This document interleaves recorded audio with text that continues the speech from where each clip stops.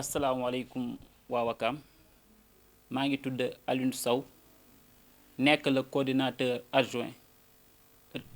coordinateur adjoint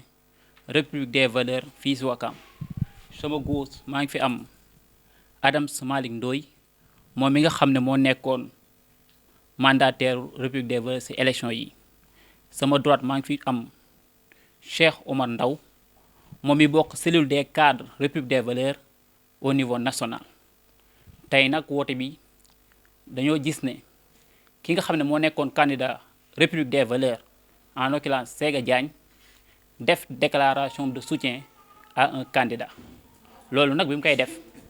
def na ko sans concerter les membres de République des valeurs ici à Ouakam ba tax na nag tey ji dañu bëgg a wax ne waa Ouakam yépp surtout ñi nga xam ne ñooy membre ak militant République des valeurs décision bi nga xam ne Séga Diagne jël na ko da ko jël de façon unilatérale concerté wu les membres wala coordination République des valeurs fii si Wakaam léegi nag li ñuy wax mooy coordination République des valeurs à Wakaam jàppalewul Thié Ndoye pour mu leer lépp ndax mënuñu d'accord ne tey jii ki nga xam ne moom moo def déclaration de soutien si Thié Ndoye 2014 moom moo àndaloon ndax régime bi fi nekkat Thié Ndoye liggéeyul donc tey jii bu ñëwee si suuf ne day def déclaration ne Thié Ndoye li mu doon def 2009 baax na ñun loolu duñ fi ànd ak moom te jàpp ne kat loolu bu ko defee da ko def ngir intérêt boppam ba tax na ñun waa République des valeurs souteniruñu Thié Ndoye loolay beneen bi ñëpp xam ne man bokkoon naa ci cadre de concertation bi ñuy wax Cinco maa fa représenté woon République des valeurs te gis neen ñun waa Cinco bi ñu fa nekkee amoon na koo xam ne kat il était cohérent dans son discours en l'occurrence Abdoul Aziz Gueye ndax à chaque fois éclatement bu naroon am Cinco Aziz kat discours am lenn la woon mooy ñun nañ daje pour intérêt Wakaam donc nag après concertation avec tous les membres de la coordination de République des valeurs nous avons pris la décision de soutenir Abdoul Aziz Gueye ci élection locale bi ak bannière bi ñuy wax MPD liggéey donc déclaration bi daal moo ngi noonu bëgg naa ñëpp waa Wakaam ñu xamee ko noonu nekk République des valeurs jàppalewul Thié Ndoye mais Abdoul Aziz la ñuy jàppale ci élection bi wasalaam. asalaamaaleykum mbokk Wakaam man maa ngi tudd Adams Ndoye ñu gënee ma xam ci Cheikh Ndoye mandataire République des valeurs bi jëloon bannière am fas yéene ko jox Séga Diagne pour mu demal ñu ci élection bi ñu xeexandoo liggéeyandoo pour jëlee fi lu salte li fi nekk maire bi nga xam ne ñëpp xam nañ ne liggéeyul loolu moom nekkatul lu ñuy weerante Wakaam est à genoux voilà léegi nag bi ñu demee nag dañu forclos léegi nag ñu ne gannaaw ba dañu forclos duñu croiser bras ne bu dul ñun du keneen léegi nag ñu waroon def concertation pour xool le bon profil cela veut dire ku loxoom set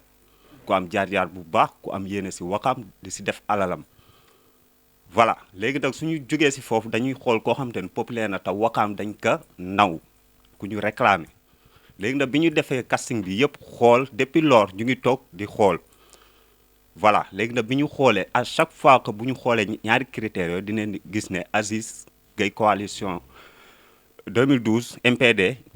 exactement profil boobu lañ soxla parce que ñëpp xam nañu Wakaam loolu jaruñu ci jaaraat génne jël na këram jox ko US Wakaam pour ñu nekk fa di jël alalam dem taas yéegax wàcc kon loolu jaratuñu ciy duggaat ndax Aziz bëgg na Wakaam wala bëggu ko am na alalam defar na àddunaam kon dañuy woo waa Wakaam yëpp muy waa RV ak ku mu mën a doon même ku xool ba xam ne sa candidat des na am doole ñu ngi lay ñaan nga ñëw ci ginnaaw Aziz ñu jàppale ko mu jël Wakaam ñu defaraat ko ba mu baax parce que affaire du affaire deuxième tour mais affaire de premier tour la cela veut dire que Bathily su amee 1000 ñii ci des wala mu am 1000 teg ci benn voix kii topp ci moom su amee 1000 Bathily mooy yéeg te xam ngeen 5 ans bëri na 5 ans suñu avenir lu nekk xaj na ci Wakaam est à genoux Wakaam moo mës a raw Yoff moo mës a raw Ngor loolu dafa leer nañ loolu ñëpp xam nañ ko waaye léegi fi ñu toll nii raw nañu xeetu raw boo xam ne foog ñëpp booloo dem si Aziz def benn say teggi waa ji fi nekk ki nga xam ne Wakaam ñëpp xam nañ ne liggéeyu ku àndax moom rek am na lu mu lay jox si suuf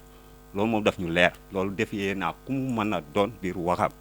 maa ngi invité waa Wakaam yëpp nag ñu jàppale suñu candidat muy Aziz Gueye loolu lañ leen di ñaan yaakaar naa loolu laa amoon si lu may wax wasalaam. Bonsoir à toutes et à tous, Wakamois, Wakamoises.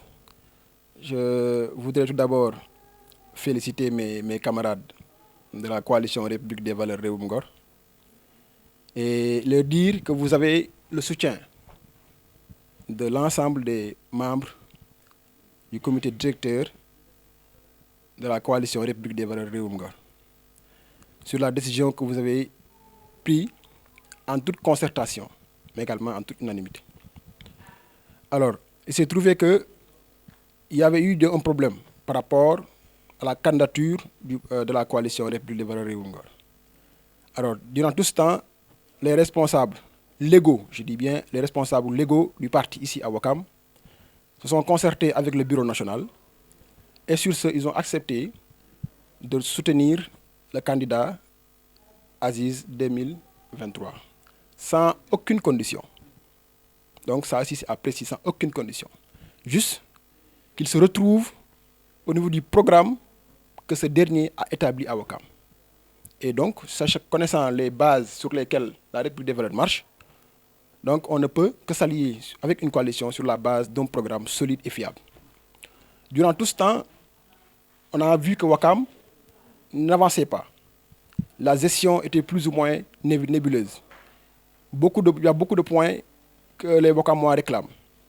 Donc je pense qu'aujourd'hui, c'est tout à fait normal et légal que les camarades qui travaillent depuis très longtemps pour ancrer le parti, la coalition République des Valeurs Ngor, se voient sur le programme d'Aziz. Et nous, le bureau national, on les félicite, on les encourage. Nous exhortons également tous les sympathisants, tous les membres, militants et militantes de la coalition République des Valeurs Réewum Ngor à mouiller le maillot pour que la coalition Aziz 2023 puisse réussir sa campagne et remporter les élections avec une large majorité. C'est par ces mots-là que je vais terminer. Encore une fois de plus, féliciter mes camarades, les encourager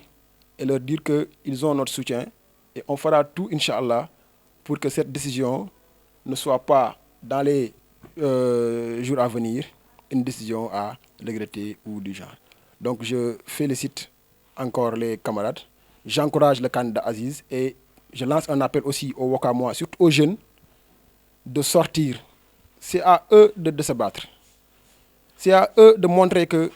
le futur de Wakam est entre leurs mains. S'ils ne font pas ce qu'ils doivent faire, demain, ils seront comptables. Ils n'ont qu'à prendre les responsabilités, descendre sur le terrain, aller voter tôt, massivement et dans la plus grande sobriété. Nous lançons un appel à la paix, à la non-violence, à tous les jeunes. Je vous remercie. salaamaaleykum waa Wakaam maa ngi leen di nuyu ku nekk sa tur ak sa sant bon man dama fi ñëw pour def benn témoignage bu ndaw man toog naa Séga dugal ma ci groupe am WhatsApp ma xëy benn jour comme fan yi passé mu imposé ñu benn candidat bon man nag j'ai eu le malheur contredire ko parce que su ma nee le malheur mooy ba mu ko contredire automatiquement daf ma dàq ci groupe bi comme un malsain mais je pense que kuy xëccu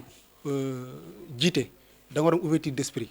déglu ñëpp ñu ànd ak yow ñu àndul ak yow su fekkee sax ne wax ji neexu la sax au moins nga xam ne ngay wax ak nit ñi parce que ay nit lañu après tout mais mënoo jël nit doo ko ci groupe génne ko sans pour autant concerter ak moom man j'ai trouvé que c'est antidémocratique nit ki bu fekkee da ngay jiite da nga war a am ouverture d'esprit boo xamante ni même ñu àndul ak yow sax war nga leen convaincre d'une manière ou d'une autre man je pense que loolu yëpp ñàkk argument la ñàkk xalaat parce que pour man ni ko am xalaat war am ay argument doo trôner violence wala désespoir parce que pour man désespoir laa ko mën a woowee nit ki àndul ak yow wala peut-être manque communication am na il faut ngay communiquer man loolu laa koy conseiller te mooy conseil aussi Wakaam yooyu yëpp que boo leen choisir lañ koo xamante ne nii il est à l'écoute koo xamante ne nii ëllëg dina jël seen préoccupation même bu fekkee sax c'est contre moom sax moom li mu lu mu jëloon au départ sax dina ci mën a sukkandiku pour tenir en compte yow sa xalaat mais pas mu ñëw rek décider que moom lii moo war a nekk lii mooy nekk ah noonu ñu dañuy xaran yoo xam da ngay takk sa buum ci baat diñ diri non non non duñ nangu loolu su fekkee yaa ngi def dara te concerté ak ñun mais mooy bu ñu waxee suñu xalaat nga déglu ñu ba xam ñun lan moo tax ñu wax mais mënoo ñëw jékki-jékki du ñu tu vois c'est pas xam nu ma ko mën expliquer mais dañuy génnee comme ça sans pourtant nga waxtaan ci ñun auparavant man nag bon candidature bii nii ma gis fi man sincèrement dama ciy jàpp te je conseille à kii ku bëgg changement Ouakam aussi nga jàpp ci parce que pour man fii lii mooy suñu dernière sens kon nañ ko saisir bañ ko caaxaane bañ ko fowee voilà man je dis que loolu daal moo fi des merci beaucoup. salaamaaleykum waa Ouakam salaamaaleykum askan bi yëpp yi ñuy déglu li may wax rek ci kàddu yi li may wax mooy di leen sant ci décision bi nga xam ne waa République des valeurs comme ñu seen parti de ko ñu ko waxee ci décision bi ñu jël décision sage bi ñu jël parce que comme ni ko ñi ma précédé li ñu wax dañu wax ne Ouakam dafa moon bëgg-bëgg mooy jiiteel candidat autour de l'unité léegi ñëw nañ doon woo Ouakam autour de l'essentiel pour que ñu adhérer à cette philosophie par ma voix la coalition Abdoul Aziz Demi Gueye qui constitue un grand espoir pour Ouakam vous accueille à bras ouverts et di wax leen daleen jàmm adopté ngeen seen pour suñu programme boo xam ne c'est un programme boo xam ne dañ ko teg pour l'intérêt exclusif de la commune on veut un Ouakam émergent on veut un Ouakam solidaire si foofu lañ leen di woo di sant ñëpp di gërëm ñëpp di leen wax dal leen ak jàmm ñëw ngeen fi ngeen war a ñëw ngeen ak waxtoom kàddu yi nag sama yaay bi moo xam ne moo ko waroon jëkkati Adja Pelle si toolu coalition bi di leen sant di leen wax ne ensemble on va réussir jërë ngeen jëf wasalaam